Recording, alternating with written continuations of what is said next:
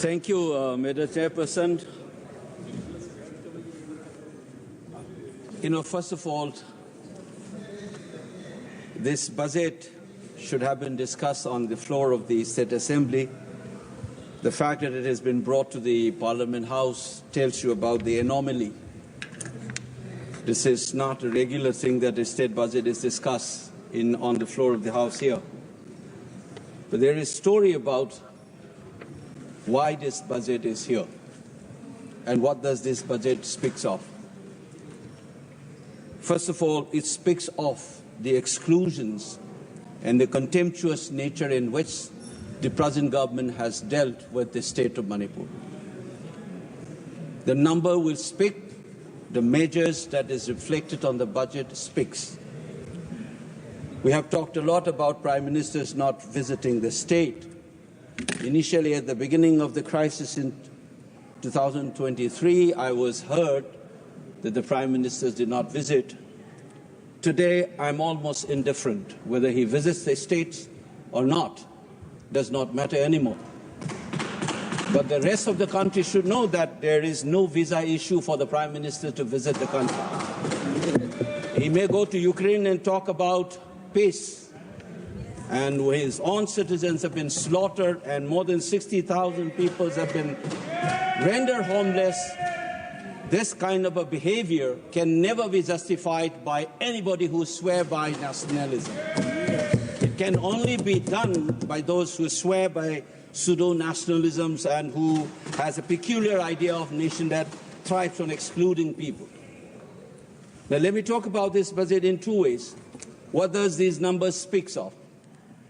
The first one is this, a clear sense of the state of economy of this state called Manipur.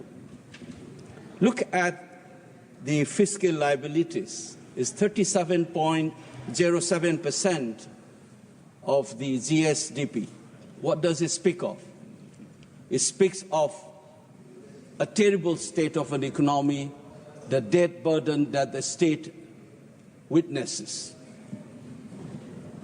Look at the revenue expenditure, 61%, of which roughly around 45% goes to salaries and pension. Look at the capital expenditure, 39%. What kind of a development project or development of the state that you can sense from these numbers? Or for that matter, you look at this non-tax revenue component, 1%. I thought that this budget would have schemes to deal with this basic economic anomalies of the state. For instance, trying to look for additional or diversification of the additional sources for the non-tax revenue of the state. No, we don't have that image here. I thought that there would be measures to deal with this debt burden. There's nothing of that kind. This is a normal aspect of any budget that you expect this budget to reflect, but we don't have. But over and above this, you have this crisis for 21 months. Does that budget reflect anything on that? No, nothing of that kind. 60,000 people, how do you expect that kind of economy of a state to deal with this crisis without the help of the center?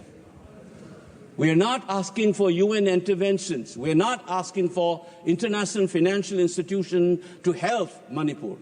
We are asking for additional source of money from the federal government as a constituent state of India.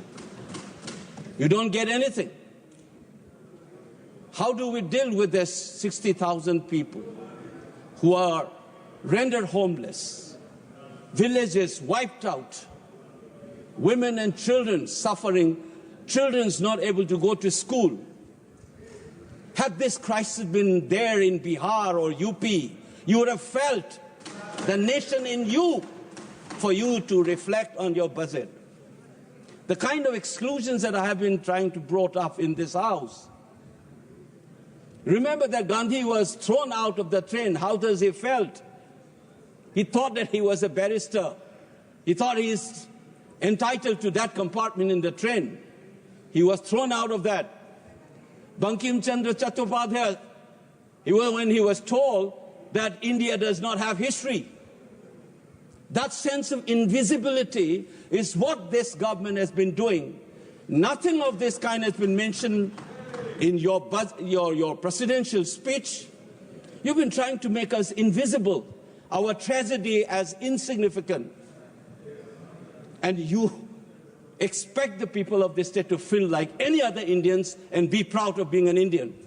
People have begun to start asking questions about the relationship between our state and the Union of India. People are remembering the instrument of annexation. People are remembering that controversial merger agreement. Why? Because you have allowed the feelings to be groomed like that. And this budget is an addition to that series of action that you have conducted. I'll give one more example, which I felt as I sat in this house and listened. I've seen floods in my home state. Even the Raj Bhavan was inundated. Every year it has become a ritual. Did the budget reflect anything on that in the national budget? Does it reflect in this budget as well? Nothing of that kind. 11,500 crore, 11,500 वाला जो दिया गया था आपने बिहार को, क्यों? Because Bihar is more Indian than Manipur. You think that you said that you will try to help the state of Assam and Himachal for the flood. Nothing has been said about Manipur. Ask your governor how the residents of that Raj Bhavan was inundated. Was it a foreign country? Or even if it were an ambassador's house, you would have invested. This is a state's governor. Under the Union of India, you don't bother and you expect us to feel normal, being included. Madam Chairperson, I am representing a voice. I have taught generations in this country, from Kanyakumari to Kashmir, from Gujarat to Nagaland. For 30 plus years, I've seen this. And you think it's normal that we, as people's representative in this House, will continuously throw this kind of insults? This budget is the same story that I have been witnessing. What do we do now? What can I expect from this government? What they will end up doing is, though this is being a budget estimate they are projecting for 25-26, at the end of the day you said, because I'm aware this is vote on account, and you say 50% has been approved, it's like a ritual, you will finish it off. Manipur even doesn't address. A ritual will be completed in a couple of days. Is this the largest democracy's temple would be indulging itself? I'm ashamed of myself to bring up these issues. It's not a joke. When thousands of people suffer, I expect this government to have some sensitivity and pump in a little more money and talk openly. If we have made mistake, let's accept. This is not about BJP or Congress. Let's move forward. Let's try to have this feeling that we are one, that we care for you. And this budget must reflect that, not a simple ritual to continue this insult and then blame the people for anti-India feeling being emerging in that space. Remember that anti-India feeling emerged in Manipur unlike anywhere in this country because of the follies of this state government. The government of this country has continuously done. None other than the Home Secretary, a retired Home Secretary of the Union government, has said Manipuris have been insulted, and the only way to move forward is for that insult continues even today.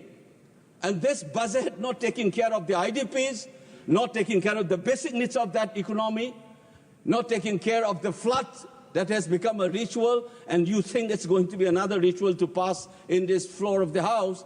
It's very saddening, Madam Chairperson. I hope sooner we learn this and make corrective measures.